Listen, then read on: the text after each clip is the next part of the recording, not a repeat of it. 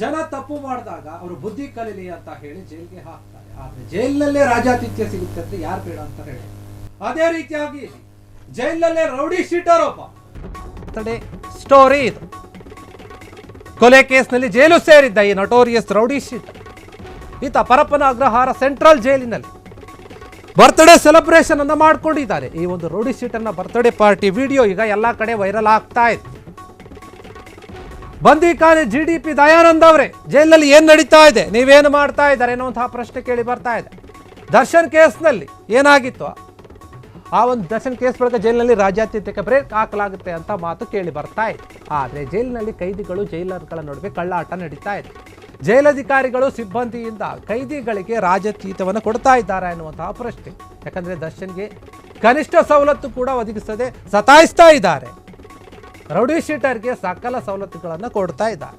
ಇದೆಂತ ನ್ಯಾಯ ಅಂತ ಪ್ರಶ್ನೆ ಮಾಡ್ತಾ ಇದ್ದಾರೆ. ಈಗಂತ ಜನ ಕೇಳ್ತಿದ್ದಾರೆ. ಯಾಕಂದ್ರೆ ಜೈಲಾಧಿಕಾರಿಗಳೇ ಇದಕ್ಕೆಲ್ಲ ಉತ್ತರ ಕೊಡಬೇಕು. ಸುಪ್ರೀಂ ಕೋರ್ಟ್ ಖಡಕ್ ಸೂಚನೆಗೂ ಕೂಡ ಕಿಮ್ಮತ್ತು ಕೊಟ್ಟಿಲ್ಲ.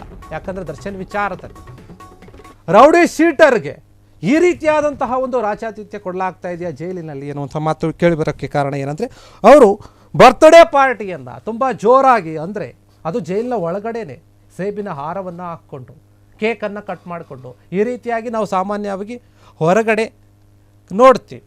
ಕೆಲವು ದೊಡ್ಡ ದೊಡ್ಡ ರಾಜಕೀಯ ನಾಯಕರು ಕೂಡ ಈ ರೀತಿಯಾಗಿ ಸೇಬಿನ ಹಾರಗಳನ್ನು ಹಾಕ್ಕೊಂಡು ತಮ್ಮ ಬರ್ತ್ಡೇ ಸೆಲೆಬ್ರೇಟ್ಗಳು ಕೂಡ ಮಾಡ್ಕೊತಾರೆ. ಆದರೆ ಒಂದು ಕೊಲೆ ಆರೋಪಿಯಾಗಿರುವಂತಹ ವ್ಯಕ್ತಿ ಜೈಲಿನಲ್ಲೇ ಇರುವಾಗಲೇ ಆತನಿಗೆ ಎಲ್ಲ ರೀತಿಯ ಸೌಕರ್ಯ ಸಿಗುತ್ತೆ ಅಂದರೆ ಇದಕ್ಕೆ ಅಲ್ಲಿನ ಜೈಲಿನ ಅಧಿಕಾರಿಗಳು ಯಾವ ರೀತಿಯಾಗಿ ಕುಮ್ಮಕ್ಕು ಕೊಡ್ತಾ ಇದ್ದಾರೆ, ಅವರು ಯಾವ ರೀತಿಯಾಗಿ ಶಾಮೀಲಾಗಿದ್ದಾರೆ ಅನ್ನೋದು ಇಲ್ಲೇ ಸ್ಪಷ್ಟವಾಗಿ ಗೊತ್ತಾಗುತ್ತೆ. ಈ ವಿಚಾರವಾಗಿ ಈಗ ಸಾಕಷ್ಟು ಪ್ರಶ್ನೆಗಳು ಎದ್ದಿರುವಂಥದ್ದು. ಯಾಕಂದರೆ ನಟ ದರ್ಶನ್ ಅವರು ಕೂಡ ಜೈಲಲ್ಲಿದ್ದಾರೆ. ಅವರು ಕನಿಷ್ಠ ಸೌಲಭ್ಯಗಳನ್ನು ಕೊಡಿ ಅಂತ ಬೇಡ್ಕೊಳ್ತಾ ಇದ್ದಾರೆ. ಅವರು ಮನವಿ ಮಾಡಿದ್ದಕ್ಕೆ ಕೋರ್ಟ್ ಕೂಡ ಆದೇಶ ಕೊಟ್ಟಿತ್ತು ಕೊಡ್ರಿ ಅಂತ. ಆದರೆ ಅದಕ್ಕೆ ಯಾವುದೇ ರೀತಿಯಾದ ಕಿಮ್ಮಕ್ಕನ್ನು ಕೊಡದೆ, ಅವರಿಗೆ ಸವಲತ್ತುಗಳನ್ನು ಕೊಡದೆ ಸತಾಯಿಸ್ತಾ ಇದ್ದಾರೆ ಅಧಿಕಾರಿಗಳು. ಆದರೆ ಹೀಗಿರುವಾಗ ಒಬ್ಬ ರೌಡಿ ಶೀಟರ್ಗೆ ಈ ರೀತಿಯಾದಂತಹ ಒಂದು ದೊಡ್ಡ ಮಟ್ಟದ ಸಪೋರ್ಟ್ ಕೊಡ್ತಾ ಇದ್ದಾರೆ, ಎಲ್ಲ ರೀತಿಯ ವ್ಯವಸ್ಥೆಗಳನ್ನು ಮಾಡಿಕೊಳ್ತಾ ಇದ್ದಾರೆ ಅಂತಂದರೆ ಇದು ಎಷ್ಟರ ಮಟ್ಟಿಗೆ ಸರಿ ಅಂತ ಜನರು ಕೂಡ ಪ್ರಶ್ನೆ ಮಾಡ್ತಾ ಇದ್ದಾರೆ. ಜೈಲಿನ ಅಧಿಕಾರಿಗಳು ಅಲ್ಲಿ ಏನು ಮಾಡ್ತಾ ಇದ್ದಾರೆ, ದಯಾನಂದ್ ಅವರು ಏನು ಮಾಡ್ತಾ ಇದ್ದಾರೆ, DGP ಅವರು ಅಂತ ಪ್ರಶ್ನೆ ಬರ್ತಾ ಇದೆ.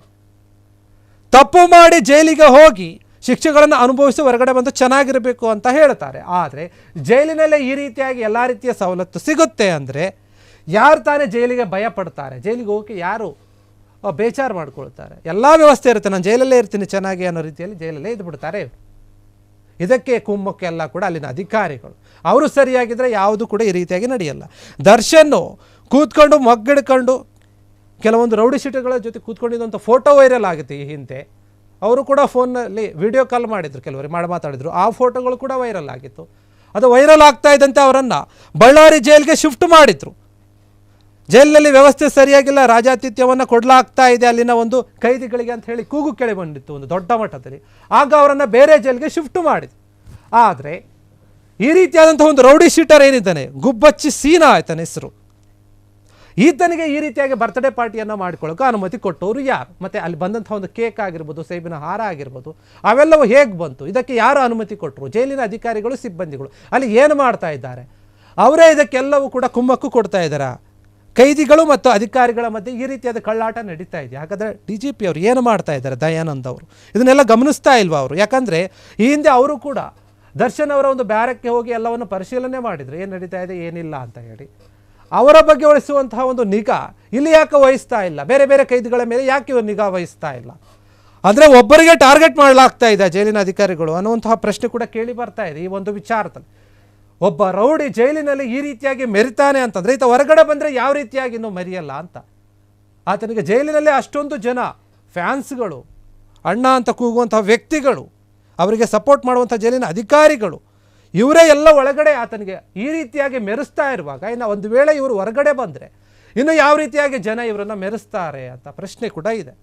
ಪರಪ್ಪನ ಅಗ್ರಹಾರ ಸೆಂಟ್ರಲ್ ಜೈಲಿನಲ್ಲಿ ಈ ರೀತಿ ಘಟನೆ ನಡೆದಿರುವಂಥದ್ದು. ಈಗ ಎಲ್ಲ ಫೋಟೋಗಳು, ವಿಡಿಯೋಗಳು ಈಗ ಸೋಷಿಯಲ್ ಮೀಡಿಯಾದಲ್ಲಿ ವೈರಲ್ ಆಗ್ತಾ ಇವೆ. ಜೈಲಿನಲ್ಲಿ ಇದೆಂಥ ವ್ಯವಸ್ಥೆ ಎನ್ನುವಂತಹ ಮಾತು ಕೇಳಿ ಬರ್ತಾ ಇದೆ.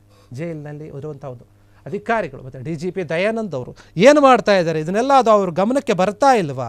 ಇಲ್ಲ ಇವರು ಕೂಡ ಅದನ್ನು ನೋಡಿ ಕೂಡ ಕಂಡು ಕಾಣದಂತೆ ಸುಮ್ಮನಿದ್ದಾರ? ಆದರೆ ದರ್ಶನ್ ವಿಚಾರದಲ್ಲಿ ಮಾತ್ರ ಪದೇ ಪದೇ ಎಚ್ಚೆತ್ತುಕೊಳ್ತಾ ಇದ್ದಾರೆ. ಅವರು ಕೇಳಿದಂತಹ ಕನಿಷ್ಠ ಸೌಲಭ್ಯ ಹಾಸಿಗೆ ದಿಂಬು ಅದನ್ನು ಕೂಡ ಕೊಡದೆ ಸತಾಯಿಸ್ತಾ ಇದ್ದಾರೆ. ಅವರು ಪದೇ ಪದೇ ಕೋರ್ಟ್ನ ಮೊರೆ ಹೋಗ್ತಾ ಇದ್ದಾರೆ. ಕೋರ್ಟ್ ಕೂಡ ಕೊಡಿ ಅಂತ ಹೇಳಿದ್ರು ಕೂಡ ಅದಕ್ಕೆ ಯಾವುದೇ ರೀತಿ ಕಿಮ್ಮಕ್ಕನ್ನು ಕೊಡದೆ ಅವರಿಗೆ ಸತಾಯಿಸ್ತಾ ಇದ್ದಾರೆ. ಆದರೆ ಒಬ್ಬರಿಗೆ ಒಂದು ಇನ್ನೊಬ್ಬರಿಗೆ ಒಂದು, ಯಾಕೆ ನೀವು ಈ ರೀತಿಯಾದಂಥ ಒಂದು ಮಲತಾಯಿಯ ಧೋರಣೆಯನ್ನು ಮಾಡ್ತಾ ಇದ್ದೀರಿ ಜೈಲಿನಲ್ಲಿರುವಂಥ ಕೈದಿಗಳಿಗೆ ಎನ್ನುವಂಥ ಪ್ರಶ್ನೆ ಮೂಡ್ತಾ ಇದೆ. ಒಬ್ಬ ರೌಡಿ ಶೀಟರ್ಗಿರುವಂಥ ಒಂದು ಬೆಲೆ ಸವಲತ್ತು ದರ್ಶನ್ಗೆ ಯಾಕಿಲ್ಲ ಅಂತ ಪ್ರಶ್ನೆ ಸಾಮಾನ್ಯವಾಗಿ ಬರುತ್ತೆ ಜನರಲ್ಲಿ. ಆದರೆ ಅದು ಏನೇ ಇದ್ದರೂ ಕೂಡ ಕಾನೂನಿನಲ್ಲಿ ಎಲ್ಲರೂ ಕೂಡ ಒಂದೇ. ದರ್ಶನ್ಗೂ ಒಂದೇ ರೀತಿಯಾಗಿ ಟ್ರೀಟ್ಮೆಂಟ್ ಕೊಡಬೇಕು, ಅಂದರೆ ನೋಡ್ಕೊಳ್ಬೇಕು. ಜೈಲಿನಲ್ಲಿ ಒಬ್ಬ ಸಾಮಾನ್ಯ ಕೈದಿಗೂ ಕೂಡ ನೋಡ್ಕೊಳ್ಬೇಕು.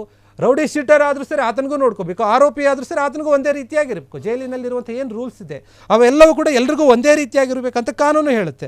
ಆದರೆ ಈ ವಿಚಾರವನ್ನು ನೋಡಿದಾಗ ಅಲ್ಲಿ ಎಲ್ಲೋ ಒಂದು ಕಡೆ ಪ್ರಬಲವಾಗಿರುವಂತಹ ವ್ಯಕ್ತಿಗಳಿಗೆ ಸಿಗುವಂತಹ ಸವಲತ್ತುಗಳೇ ಬೇರೆ, ನಾರ್ಮಲ್ ಆಗಿರುವಂಥ ಒಂದು ಕೈದಿಗಳಿಗೆ ಸಿಗುವಂತಹ ಸವಲತ್ತುಗಳೇ ಬೇರೆ ಅನ್ನೋ ರೀತಿಯಲ್ಲಿ ಇದು ಬಿಂಬಿಸ್ತಾ ಇದೆ. ಈ ಎಲ್ಲ ಒಂದು ಫೋಟೋಗಳನ್ನು ವಿಡಿಯೋಗಳನ್ನು ನೋಡ್ತಾ ಇದೆ.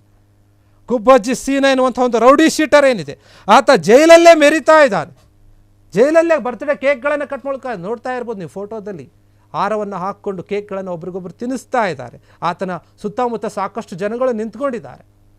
ಇದು ಎಲ್ಲೋ ಒಂದು ಕಡೆ ಆತನ ಮನೆಯಲ್ಲೋ ಅಥವಾ ಬೇರೆ ಹೊರಗಡೆನೋ ಇಲ್ಲ ಹೋಟೆಲಲ್ಲೋ ನಡೆದಿರುವಂಥ ಒಂದು ಘಟನೆ ಅಲ್ಲ, ಪಾರ್ಟಿ ಅಲ್ಲ. ಇದು ಜೈಲಿನಲ್ಲಿ ಈ ರೀತಿಯಾಗಿ ಪಾರ್ಟಿಗಳು ನಡೆಯುತ್ತೆ ಅಂದರೆ ಯಾರು ತಾನೇ ಜೈಲಿಗೆ ಹೋಗೋಕ್ಕೆ ಭಯ ಪಡ್ತಾರೆ?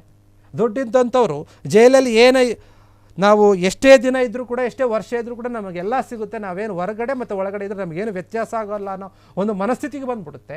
ಆಗ ಅವ್ರು ಎಂಥ ಕೃತ್ಯಗಳನ್ನು ಮಾಡಿದ್ರು ಸರಿ, ಕೊಲೆ ಮಾಡಿದ್ರು ಸರಿ, ಕಳ್ಳತನ ಮಾಡಿದ್ರು ಸರಿ, ಏನು ಮಾಡಿದ್ರು ಸರಿ, ಯಾವುದಕ್ಕೂ ಭಯ ಪಡಲ್ಲ. ಸರಿ ಜೈಲಿಗೆ ಹಾಕ್ತೀರಾ ಹಾಕಿ, ನಾನು ಅಲ್ಲೂ ಆರಾಮಾಗಿರ್ತೀನಿ ಇಲ್ಲೂ ಆರಾಮಾಗಿರ್ತೀನಿ ಅನ್ನೋ ಒಂದು ಮನಸ್ಥಿತಿಗೆ ಬಂದ್ಬಿಡುತ್ತೆ.